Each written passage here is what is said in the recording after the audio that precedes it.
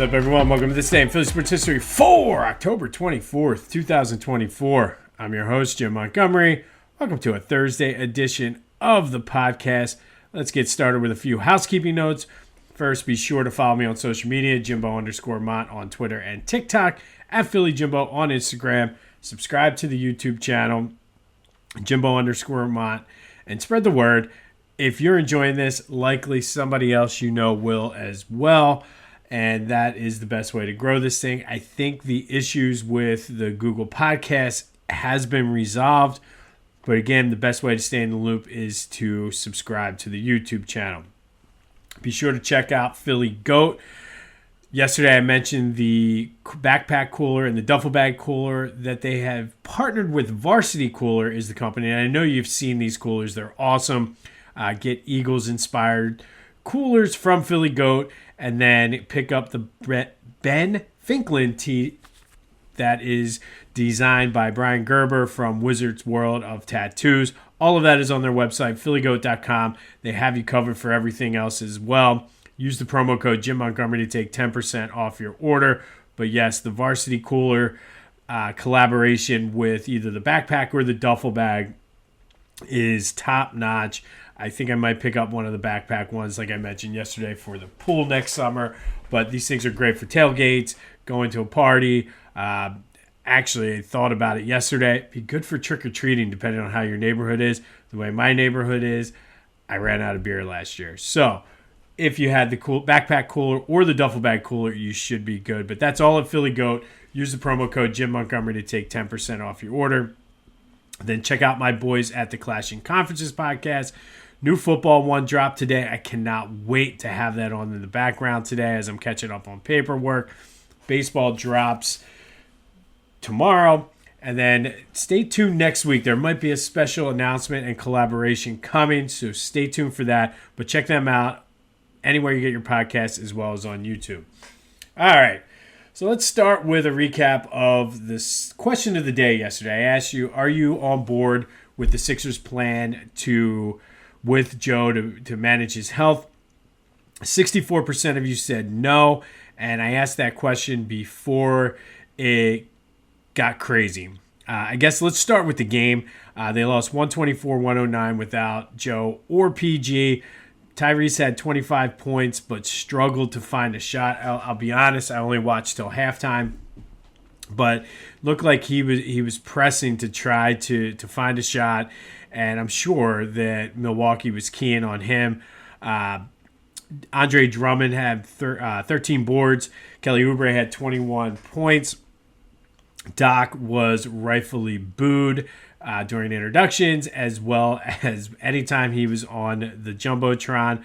But tough one. And the big story, I guess, came after the game. I know right before the game, Nick Nurse was, I guess it was during the pregame shoot-around, but Nick Nurse was asked about Joe and made it perfectly clear that this is all part of a plan.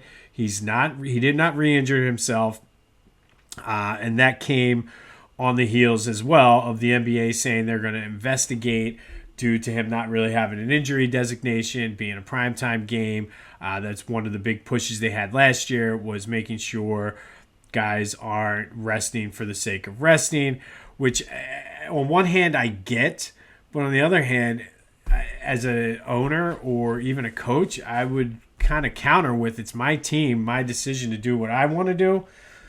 And as fans, they have to kind of understand and accept it. But as someone who found out as we were pulling into the parking lot a couple years ago that Joe wasn't playing, it is disappointing.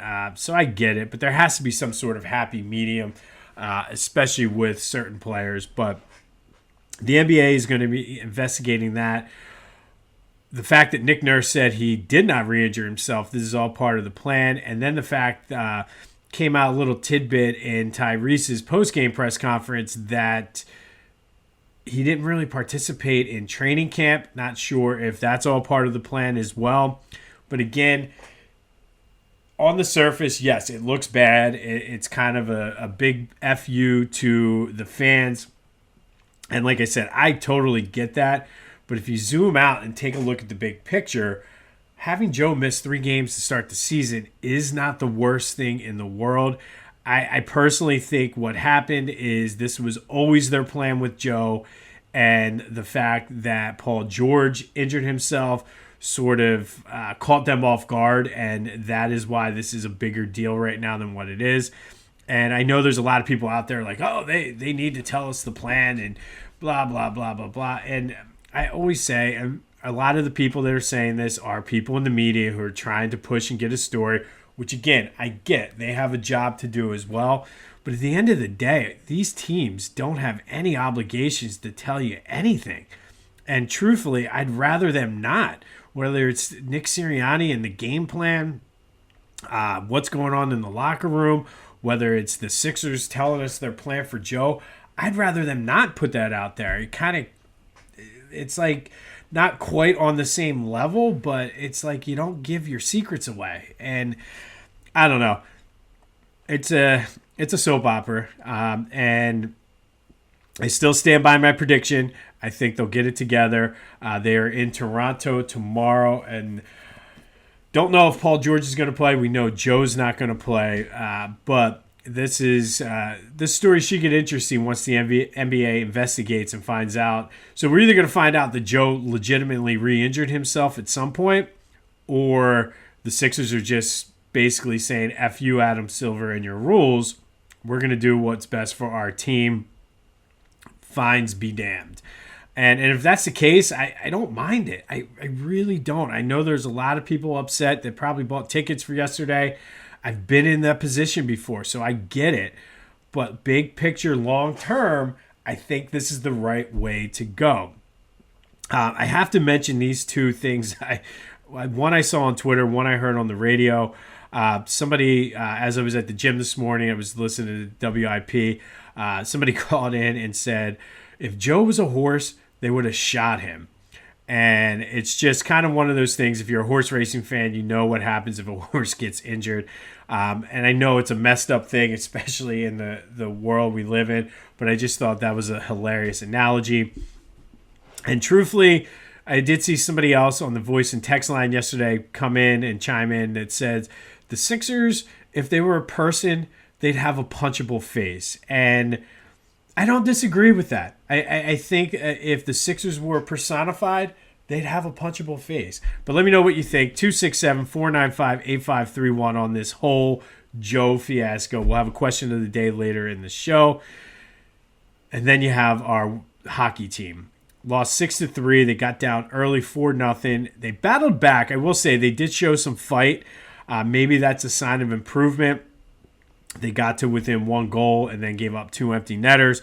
Mishkov with a goal and an assist. But, I mean, they're getting off to slow starts. There must be something in the Philadelphia water right now that between the Phillies, Eagles, and Sixers right now, they're getting off to slow starts. But maybe that's a sign of improvement, though, from the Flyers that they showed some fight. They are a young team. Keep in mind, this is a rebuild. I know we don't necessarily want to hear it, but it is a rebuild. They have back-to-back this weekend down at the Center, Minnesota on Saturday, and Montreal on Sunday. All right, some Eagles news and notes heading into this game against Cincinnati. Didn't realize this, but the Eagles are 0-4-1 since 2000 against the Bengals. Last time they beat them was Christmas Eve 2000. Donovan was the quarterback. It was pre-TO, so we had Charles Johnson and Torrance Small, I think, were on that team. Hugh Douglas, Ike Reese, B. Dawk. Deuce was on that team. So that was the last time the Eagles beat. So since I've had season tickets, the Eagles have not beaten the Bengals. And we know they've never won in Cincinnati. But I think it's an interesting comparison. It should be I'm looking forward to a good game this week because these teams are basically the same team. You have the Eagles in the NFC, and it's like the Bengals are the AFC version of the Eagles. And they have some wins over some pretty crappy teams. So they beat the Browns. They beat the Giants. They also beat Carolina, and they're 3-4. The Eagles are 4-3, or Eagles are 4-2. Sorry, I forgot we had the bye already.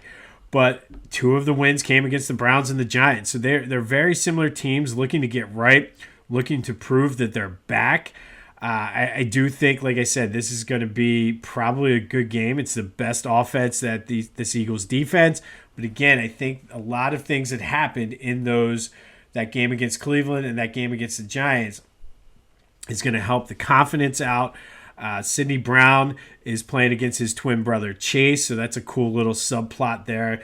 Not sure how much time Sidney's going to get. I wouldn't mind seeing him on the field more. The Bengals are wearing their white out uniforms, the white helmets, white jerseys, white pants. They're 4-0 in there. And, I mean, all the numbers and trends are saying this should be a Bengals win. Still not sure yet. Still kind of looking at this, looking at different matchups and things like that, getting ready for the 3 keys to the game on Sunday. And then finally, Saquon won Offensive Player of the Week for the NFC for the second time this year. And I saw a stat, he only won it twice while with the New York Giants.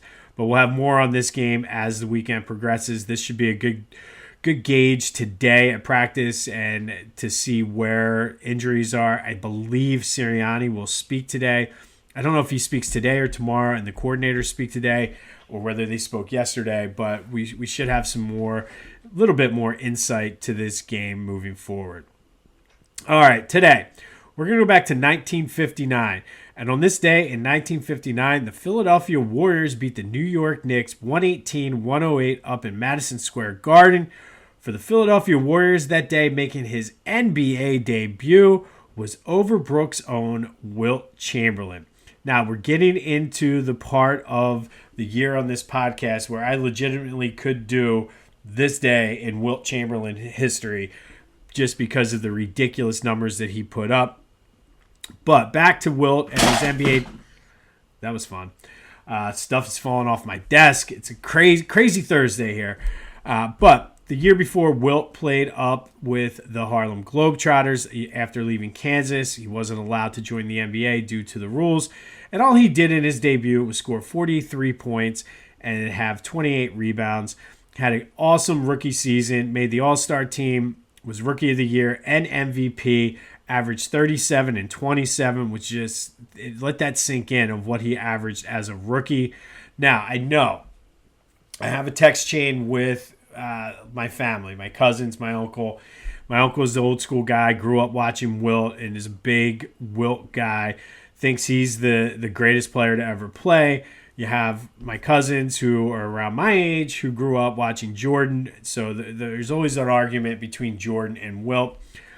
I will say one of the key arguments against Wilt is everybody says, well, look at the level of competition he played and the guys were smaller and this, that, and the other. There wasn't as many teams, though. And one of the things I will say that I heard on the radio the other day, I was listening to Sonny Hill on my way to the gym. He mentioned that the arguments about the level of competition and everything, he said while there's some validity to them, Wilt was the strongest and just fastest, most freak athlete he's ever seen. And he talked about some of the referees and Sonny Hill, by the way, is like basketball royalty in Philly. So if you don't know much about Sonny Hill, look him up. One of the all-time just great basketball minds, great basketball people in the city of Philadelphia. But I guess he was saying he had a referees camp or something that, and he's very tied in with the league, or was the early days of the NBA. And he said the referees would say that they could have called a foul every single play on Wilt Chamberlain. So while he may have been bigger and stronger than a lot of the players, the fact of the matter remains, he was fouled every play and still was strong enough and that much of a freak athlete to still put up those numbers. So just one of those little tidbits, and about once or twice a year on that text chain, we get into the heated debate, Wilt versus Michael. More on that here in a minute. But back to the 59-60 Warriors. This team was stacked. I mean, and to say that the level of competition wasn't good, they had Paul Arizin, Guy Rogers, and Tom Gola, who were all NBA or Pro Basketball Hall of Famers.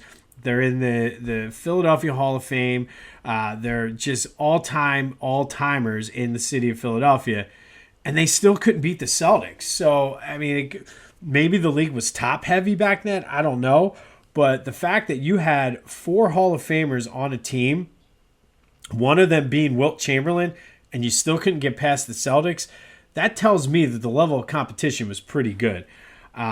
But all 4 of those guys are in the Naismith Hall of Fame. But back to Wilt. That is our question of the day. Have a little bit of fun with this. Is Wilt the greatest of all time?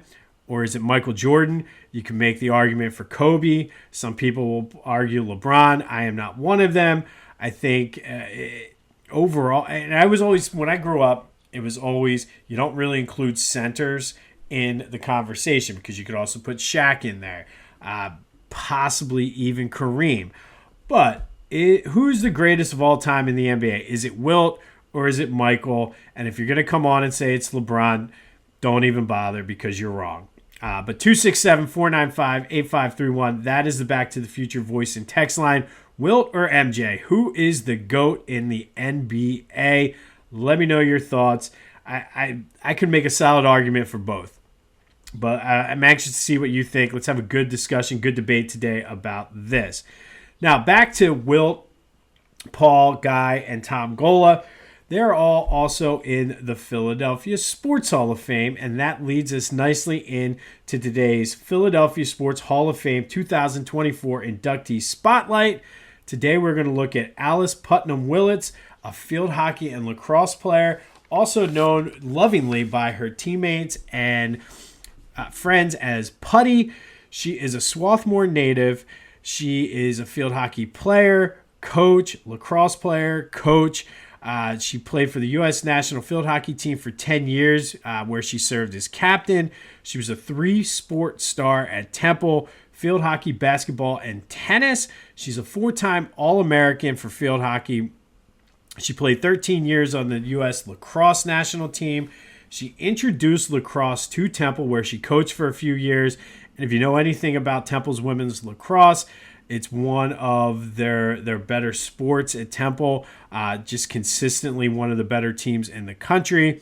She also coached and taught at Swarthmore High School from 1962 to 1983, where she compiled a 155-20 record, 5 unbeaten seasons, 3 league titles. She also taught and coached at Swarthmore College, Shipley School, and Strathaven High School. One of the things I love most about Putty is the fact that she was the Outstanding Educator of America in 1974, a woman after my own heart. Education is key.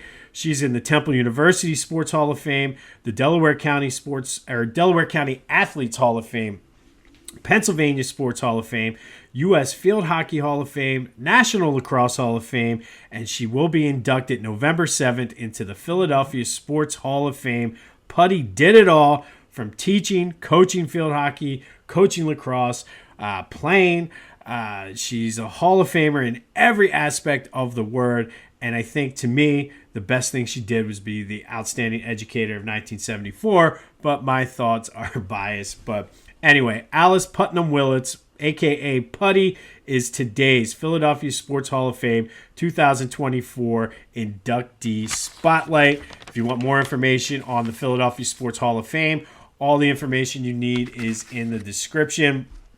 Lots of good things in the pipeline with the Philadelphia Sports Hall of Fame, so stay tuned for that.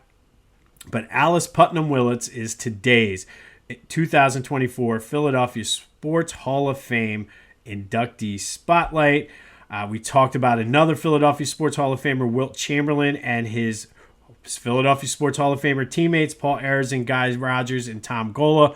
On this day in 1959, they beat the New York Knicks 118-108. It was Wilt's NBA debut. He scored 30, had 28 boards, played all 48 minutes, en route to an MVP and Rookie of the Year honors, where he averaged 37 and 27. But let me know, is Wilt the GOAT, or is it MJ, somebody else, not named LeBron? Let me know, 267-495-8531. That'll get you in. I do think the Sonny Hill information really opened my eyes somewhat, because to hear him, who has been involved with Philadelphia basketball since the very beginning through today's players, even with guys like Joe, for him to say how tough and how strong Wilt really was, to me, that carries a lot of weight. But let me know your thoughts. Who is the GOAT in the NBA, Wilt or MJ? Like I said, you want to make an argument for Kobe, Magic, I'm fine with it. You want to make a case for LeBron, go somewhere else.